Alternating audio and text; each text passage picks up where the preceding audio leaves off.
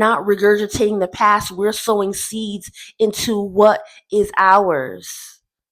We put down parentification and we call ourselves healed, whether we feel it or not. We say it until we do. We say it until we're there. We say it until what we need to heal shows up, whether that costs us something or not. We're willing to pay the price that it costs to heal because it's our life that's on the line. It's our inheritance. It's our passion. It's our heart's desires. It's that house. It's that child that didn't ask to be here but was brought here, and they deserve a fighting chance, and that chance starts with you. How dare we allow parentification to hold back what our children are supposed to inherit? Parentification looks like you allowing people to talk to your children any kind of way they want to. Parentification looks like you knowing that your child doesn't like them, but you still have them babysit because you don't know who else to get to babysit them. Parentification is you saying, well, I was spanked, so I'm spanking you. I was yelled at and hollered at, so that's what I'm doing to you. This happened to me, so if it happens to you, it does. That's parentification, when they don't have to live what you lived. They don't have to go through what you went through. They don't have to get the malnourishment spiritually and naturally or the mistreatment that you did. It's time to turn a new page. It's time to treat our children the way that we should have been treated. Give your child a journal and let them express themselves in it.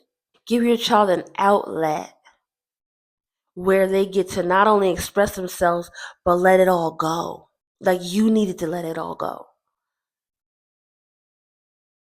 You can actually help your child heal and heal you at the same time. Parentification healed is when you close the door. Parentification healed is when you say no and you mean it and it stays that way. Parentification is when you say, this is the direction I'm going in because I know God is calling me in this direction and I won't turn back. I won't turn my back on myself or my children. I won't turn my back on what it is God gave me to steward and I'm going to inherit. I won't actually defile my own character by staying in a door that doesn't serve me. There are doors that don't serve one, and when you're healed in parentification, you will have a prayer life. You will be in your word. You will be firing your altar. When you're healed in parentification, you will stop calling things yours that are not yours. I have so-and-so, my so-and-so. It won't be yours anymore. It'll be something that you say, I'm healed from. Or these are the side effects of this thing until God says He's taking it.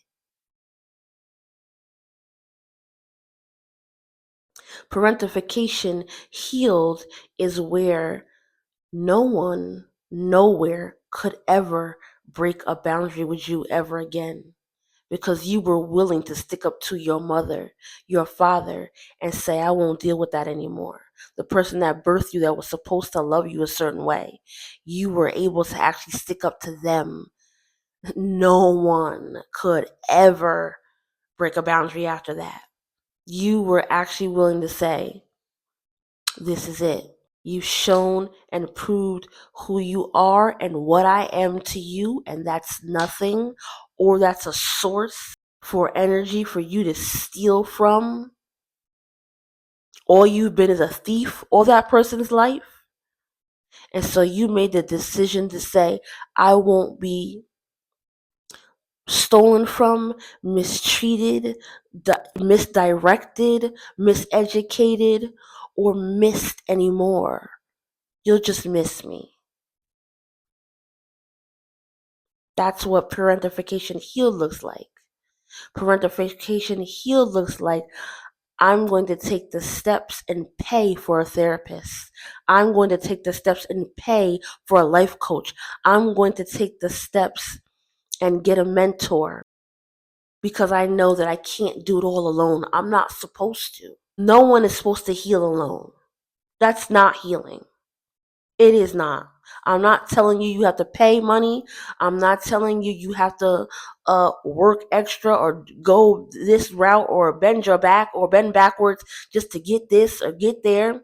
I'm saying you're not supposed to heal alone. A part of healing is someone bringing you to the space you need to be in. A part of healing, opening up the door and allowing God to touch you in the spaces that where no one will because they feel like it's too dirty.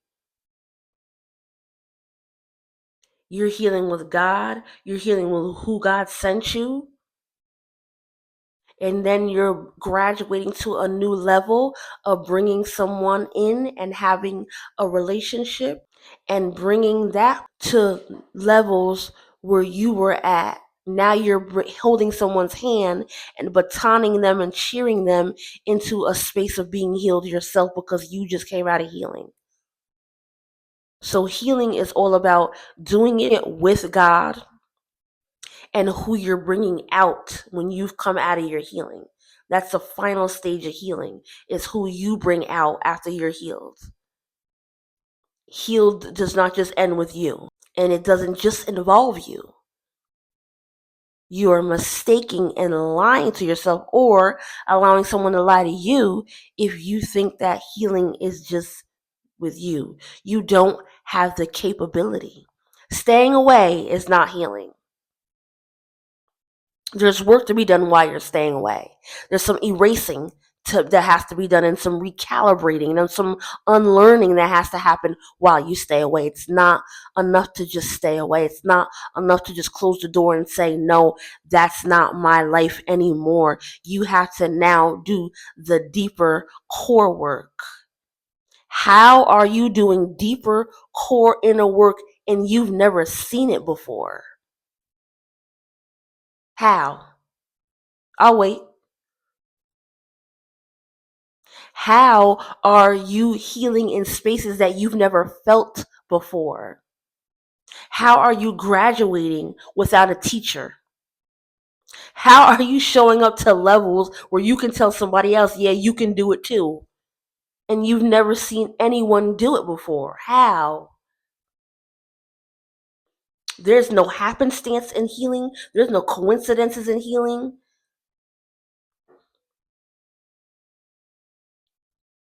It's all intentional. It's all divine. It's all supernatural. And then it transcends and develops into the physical, where things soften, where things strengthen, where things turn around for the good of them that love the Lord, where the word that you keep reading every day turns into the job you need. The word that you keep reading every day turns into that trip that you need. The word that you keep reading every day turns into the supplies you and your children need. Till the word that you read every day and the prayers that you wake up and go to sleep saying every morning and every night consistently turn into entrepreneurship, home ownership, travel, marriage, children.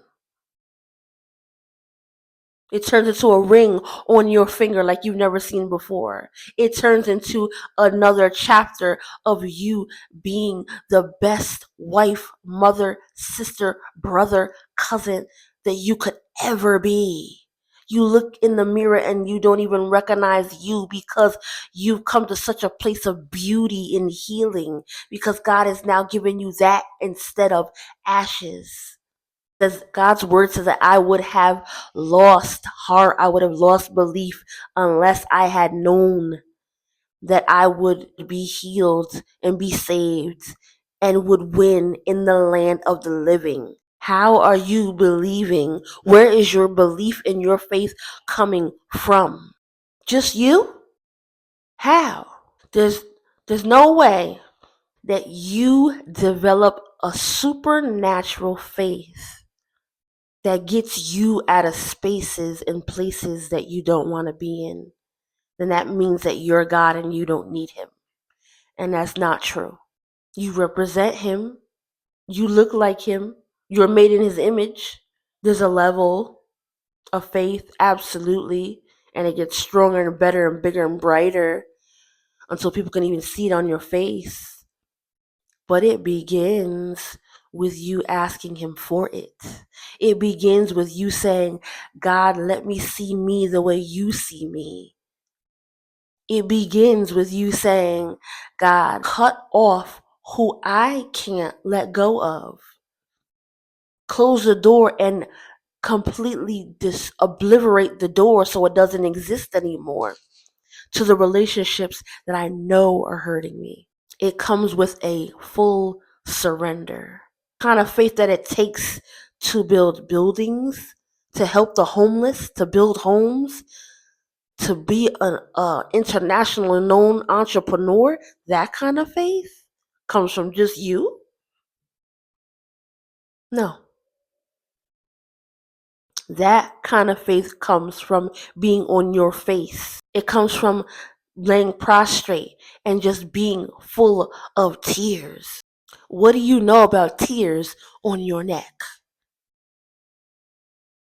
Out of an experience that you had with God, not sorrow, out of a touch that He gave you in that secret place, not heartache, out of God saying, you showed up in a place where I needed you to, so that I could bring you to the next level. That's where the faith comes from. That's where parentification dies, in a secret place where you say, I'm putting my battles in your hands. I'm standing still and I'm giving it to you. I can't hold it anymore. It's too heavy. I gotta give it to you. And I'm gonna rest in you while I do it. That's the place where healing comes in and parentification gets buried. When you say, I'm going to read Psalms 91 every day until I see change. I'm going to read Romans 28 every day until I see change. I'm going to read Psalms 23 and 27 and 34 and 37 every day until I feel a difference, because I'm worth it. I'm really worth it. And I know I'm worth it because of how long God has been holding my hand, of how long God never changed his mind about me, of how long God delighted in me, so he kept delivering me.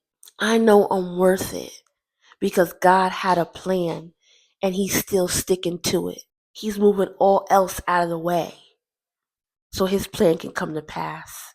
That's how I know I'm worth it. Every time I look around, a devil's been defeated. Every time I turn around, a witch has been defeated. A witch has been taken out. Whole covens. It's how I know I'm worth it. They wanted me dead. They wanted me buried. They wanted me homeless. They wanted me sick. They wanted me ugly. They wanted me without. They attacked my womb. They wanted my child to be retarded. They wanted him to wander in circles and not even be able to talk. That's how I know I'm worth it. And so is my child. And so is my children. So parentification dies when you come to the place, of knowing who you are, whose you are, where you get to